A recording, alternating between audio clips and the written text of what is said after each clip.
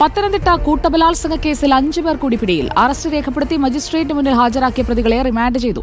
ഇതോടെ കേസിൽ അറസ്റ്റിലായവരുടെ എണ്ണം 49ആയി. വിദേശത്തുള്ളവർക്കായി പോലീസ് ലുക്കൌട്ട് നോട്ടീസ് ഇറക്കി. ഇതുവരെ നമ്മൾ 31 കേസുകൾ രജിസ്റ്റർ ചെയ്തിട്ടുണ്ട്.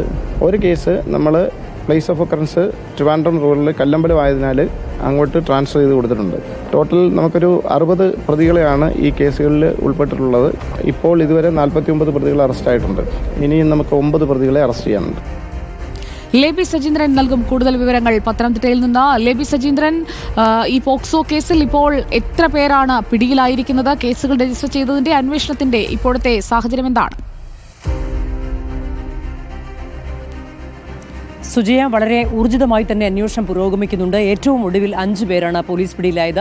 ഇതിൽ ഒരാൾ ഒഴികെ, ഇയാളെ ചെന്നൈയിൽ നിന്നാണ് കസ്റ്റഡിയിലെടുത്തത്. ഇയാൾ ഒഴികെയുള്ളവരെ റിമാൻഡ് ചെയ്തിട്ടുണ്ട്. ഇപ്പോൾ ആകെ 49 പേരെയാണ് ഈ കേസിൽ അറസ്റ്റ് ചെയ്തിരിക്കുന്നത്.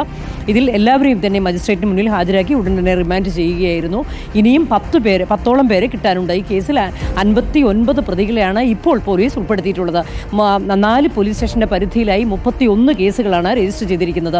ഇതിൽ ഈ 59 പേരിലാണ് 49 പേർ പിടിയിലായത്. ശേഷിക്കുന്ന 10 പേരെ ഉടൻ തന്നെ പിടിയിലാകും. അവർക്കായി പോലീസ് വല വിരിച്ചിരിക്കുകയാണ്.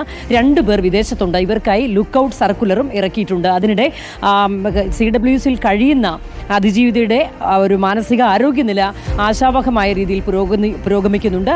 വളരെ നല്ല വാർത്ത തന്നെയാണ് അവിടുന്ന് ഇക്കാര്യത്തിൽ ലഭിക്കുന്നത്. CWC അധികൃതർ ഇന്ന് ചെയർമാനും അംഗങ്ങളും ഇന്ന് അവിടെ എത്തി സന്ദർശിച്ച സാഹചര്യങ്ങളൊക്കെ വിലയിരുത്തിയിട്ടുണ്ട്. അതുപോലെ തന്നെ പോലീസിന്റെ കർശനമായ ഒരു നിരീക്ഷണവും ഇവിടെയുണ്ട്. ഇത്രയധികം പ്രതികൾ ഉൾപ്പെട്ട കേസാണ്, പോക്സോ കേസാണ്, SC/ST അട്രോസിറ്റി വകുപ്പുകൾ ചേർത്തിട്ടുള്ള കേസാണ്.